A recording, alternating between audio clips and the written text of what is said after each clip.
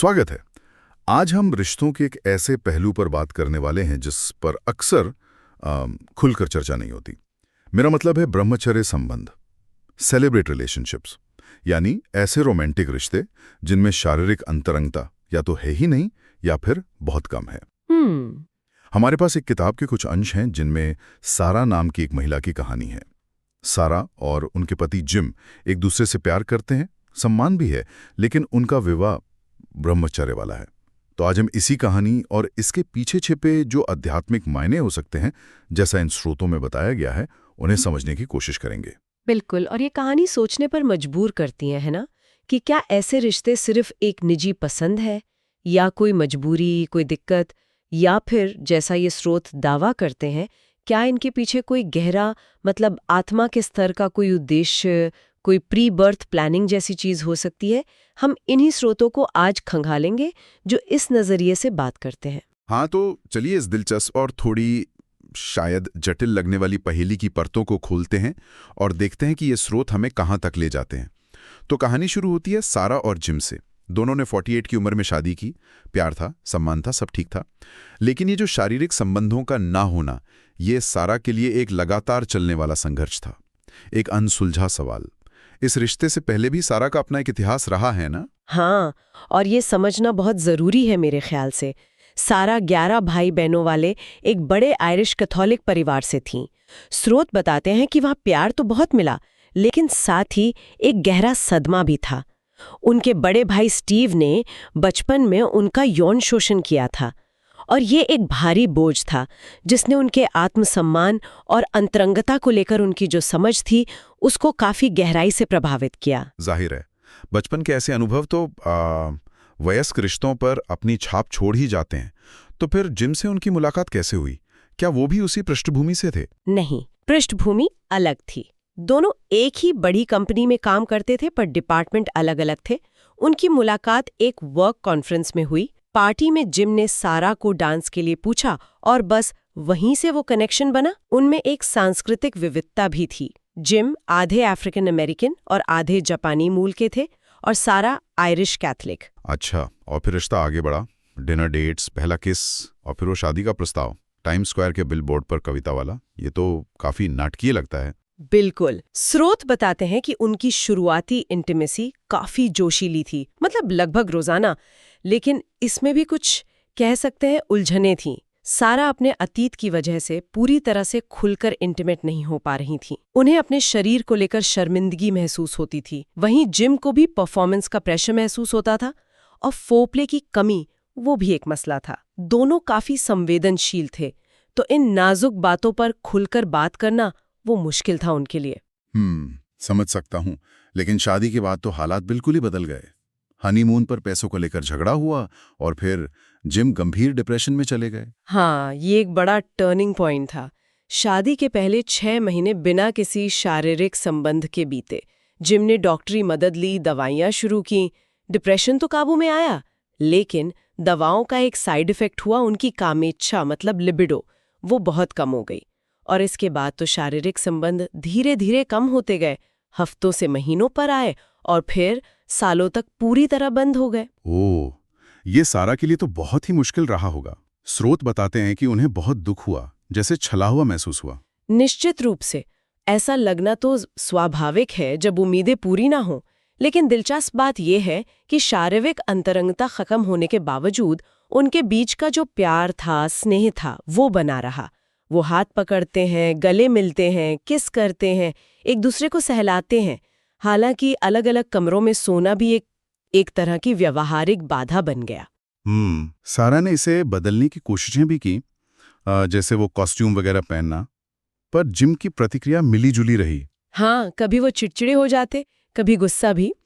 लेकिन यहीं पर एक बहुत असामान्य बात सामने आती है। सारा को ऐसा लगने लगा कि शायद ये स्थिति ये पूर्व नियोजित थी, मतलब जन्म से पहले ही आत्मा के स्तर पर तय की गई थी। ये सोचना ये पारंपरिक सोच से बिल्कुल अलग है। पूर्व नियोजित, इसका क्या मतलब हुआ? स्रोत इसे कैसे समझाते हैं? क्या कोई कारण बताया गया? स्रोत के अनुसार सारा का मानना है कि इस अनुभव के जरिए शायद जिम की आत्मा को प्यार और सेक्स को एकीकृत करना सीखना था और अपनी जो मिक्स्ड एथनिक बैकग्राउंड थी उसके कारण अपनेपन की भावना वो विकसित करनी थी। और सारा के लिए सबक था ये सीखना कि स्वस्थ सेक्स प्यार का हिस्सा हो सकता है, अपना असली मूल्य पहचानना, खुद से प्यार करना और खुद को ईश्वर की एक प्यारी रचना के रूप में देखना। ये सब काफी गहरे आध्यात्मिक सबक हैं जो स्रोत बताते हैं कि सामान्य जीवन की उथल-पुथल में छिपे हो सकते हैं। ये वाकई एक बिल्कुल अलग नजरिया है। तो जो लोग ऐसी ही किसी स्थिति से गुजर रहे हैं, उन्हें सारा क्या सलाह देती हैं इन स्रोतों के आधार पर? उनकी सलाह काफी व्यवहारिक भी है और गहरी भी। पहली, साथी को दोष न दें। अक्सर हम दूसरों पर उंगली उठाकर अपने अंदर की किसी चीज को नजरअंदाज कर रहे होते हैं। दूसरी, खुद पर ध्यान दें, अपनी खुशी, अपने विकास पर काम करें। तीसरी, अपनी कामुकता को खुद जानें, सेल्फ प्लेजर का अभ्यास करें। सारा ने पाया कि जब वो खुद अपनी कामुकता से जुड़ती थीं, तो जिम भी उनकी ओर आकर्षित होते थे। जैसा उन्होंने कहा, आत्म प्रेम आकर्षक होता है। चौथी, खुद को या रिश्ते को जज ना करें, बल्कि आत्मा के स्तर पर क्या सबक मिल रहा है उस पर ध्यान दें। पांचवी, याद रखें, शादी का कोई एक सही तरीका नहीं होता। समाज की बनाई छवियों से बाहर निकलें। और छठी, इस अनुभव को स्वीकार करें और इसमें छिपे अर्थ को खोजने की कोशिश करें। ये सलाह तो किसी भी रिश्ते पर लागू हो सकती है, खासकर वो खुद पर ध्यान देने वाली बात है। अच्छा, अब उन स्रोतों पर आते हैं जो आत्मा के स्तर और पूर्व जन्म योजना की बात करते हैं। आपने बिटवीन लाइव्स सोल रिग्रेशन यानी BLSR सत्र का जिक्र किया था।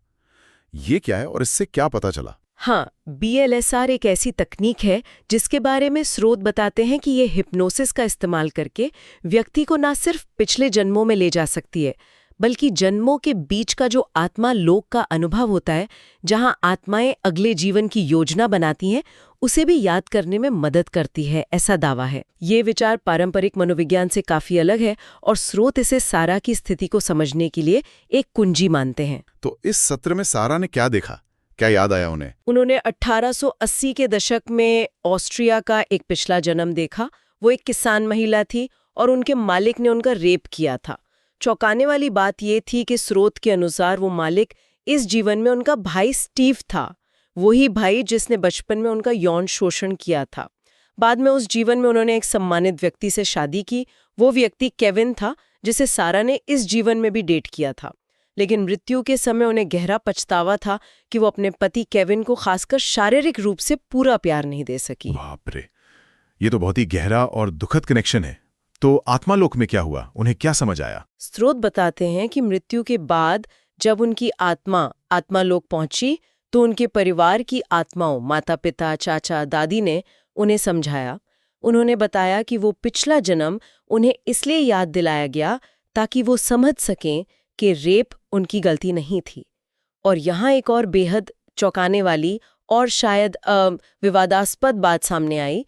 स्रोत दावा करते हैं कि सारा ने अपने भाई स्टीव की आत्मा की मदद करने के उद्देश्य से इस जीवन में संभावित अनाचार, इंसेस्ट के लिए जन्म से पहले सहमति दी थी। ये आत्मा के स्तर पर सेवा और प्रेम का एक बहुत ही जटिल और समझने में मुश्किल उदाहरण प्रस्तुत किया गया है।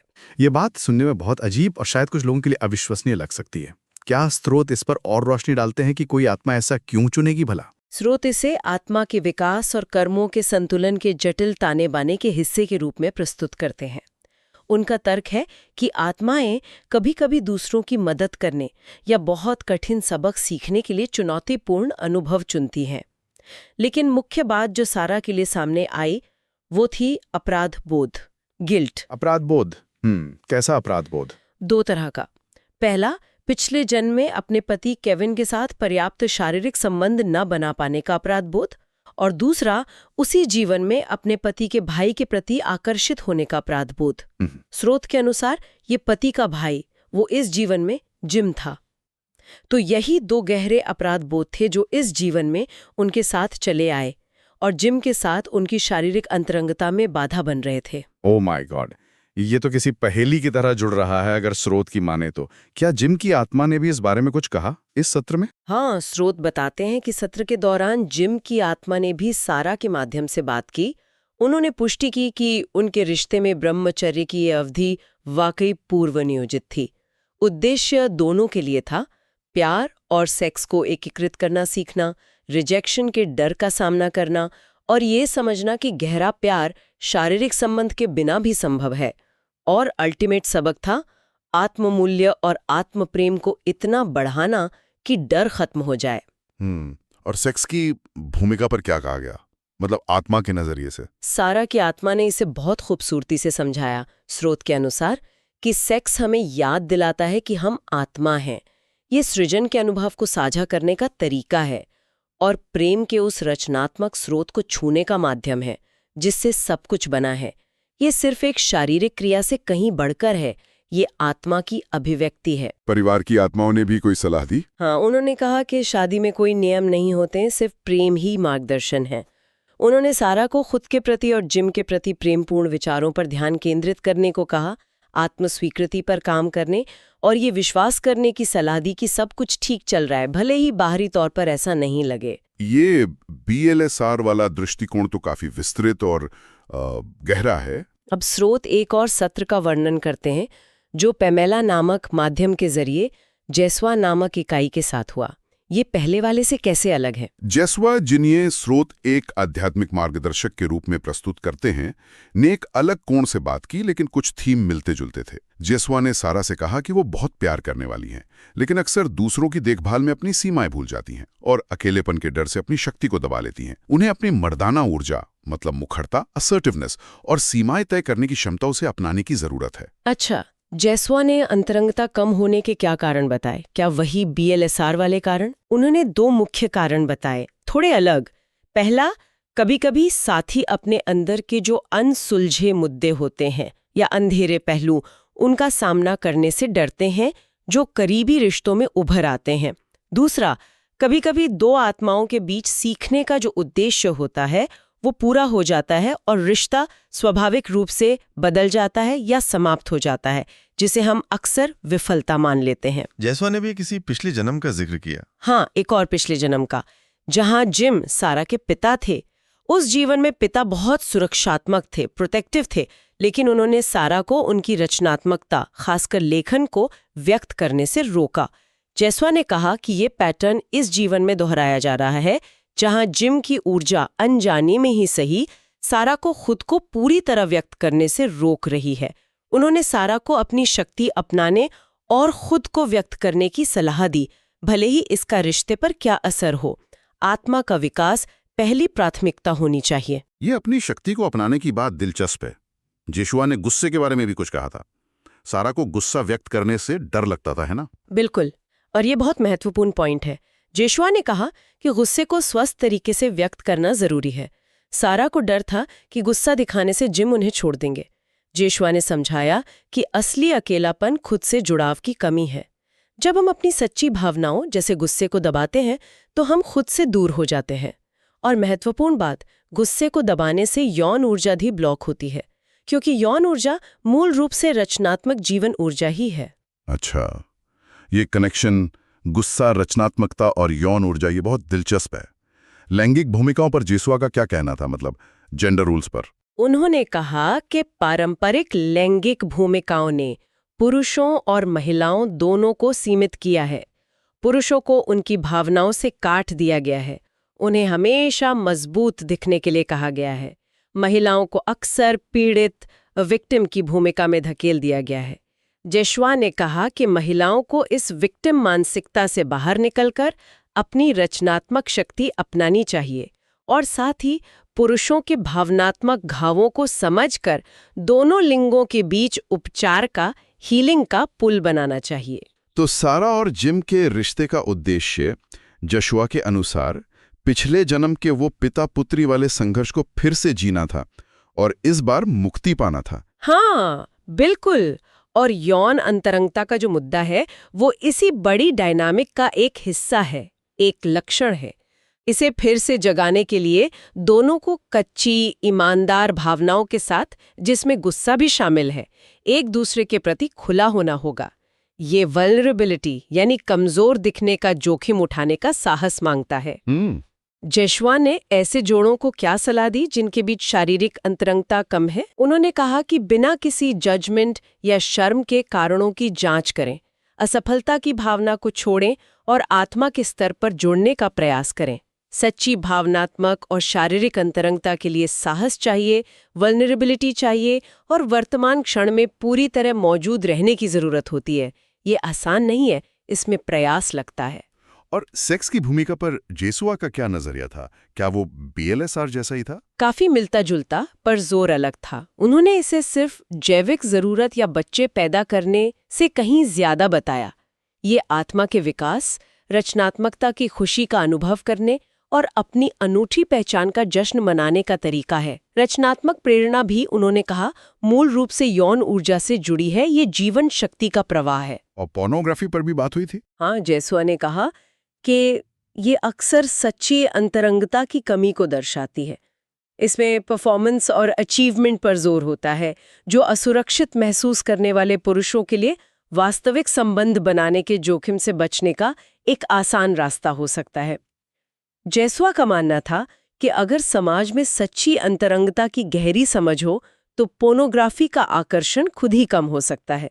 ये मुद्दा भी गहरी भावनात्मक कनेक्शन की कमी से जुड़ा है। ठीक है, तो हमने सारा की कहानी देखी, बीएलएसआर सत्र के निष्कर्ष देखे और जेसुआ के दृष्टिकोण को समझा। काफी कुछ है सोचने के लिए। अगर हम इन सभी स्रोतों से मिली जानकारी को समेटें तो मुख्य बातें क्या निकल कर आती हैं? मोटी मोटी बातें।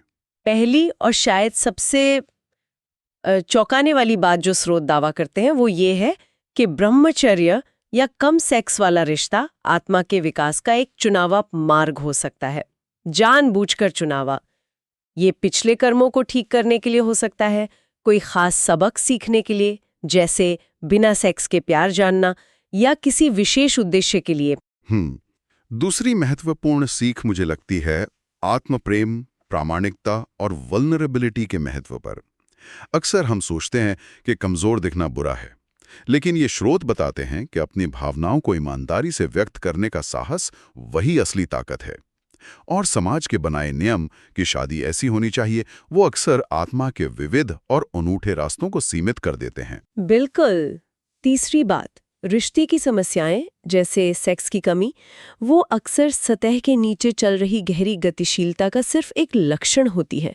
इसमें डर हो सकता है, रिजेक्शन का, अकेलेपन का, पिछले जन्मों के अनसुलझे मुद्दे हो सकते हैं, जेंडर कंडीशनिंग हो सकती है, समाज पुरुषों और महिलाओं से क्या उम्मीद रखता है, और संवाद की कमी, ये सब शामिल हो सकता है। चौथी, सच्ची अंतरंगता, चाहे वो भावनात्मक हो या शारीरिक, उसके लिए साहस और पूरी ईमानदारी की जरूरत होती है। इसमें क्रोध जैसी मुश्किल भावनाओं को भी स्वस्थ तरीके से व्यक्त करने की हिम्मत शामिल है, और इन भावनाओं को दबाना हमारी रचनात्मक और यौन ऊर्जा को रोक सकता है, जैसा जेसुआ ने कहा। और अंत में पांचवी मुख्य बात यह है कि कामुकता, सेक्सुअलिटी सिर्फ शारीरिक क्रिया नहीं है, ये जीवन शक्ति है, रचनात्मकता का स्रोत है और आत्मा की अभिव्यक्ति का एक शक्तिशाली तरीका है। पारंपरिक लैंगिक भूमिकाओं के बंधनों से आज़ाद होना हमें ज्यादा प्रामाणिक और गहरे संबंध बनाने में मदद कर सकता है, जहां दोनों साथी अपनी पूरी इंसानियत के साथ जुड़ सकें। तो सारा और जिम की कहानी और ये जो आध्यात्मिक व्याख्याएं हैं, ये हमें याद दिलाती हैं कि रिश्तों को केवल बाहरी पैमानों से आंकना, जैसे कि वे कितने सामान्य लगते हैं या उनमें कितनी बार सेक्स होता है, इससे उनकी असली गहराई और उद्देश्य को शायद नजरअंदाज कर देते हैं। बिल्कुल। और ये हमें खुद से ये पूछने का अवसर देता है, समाज जिसे नॉर्मल कहता है, उससे परे हमारे अपने रिश्तों में, चाहे वे यौन हो या ना हो, कौन सा गहरा उद्देश्य या सीखने का अवसर छिपा हो सकता है?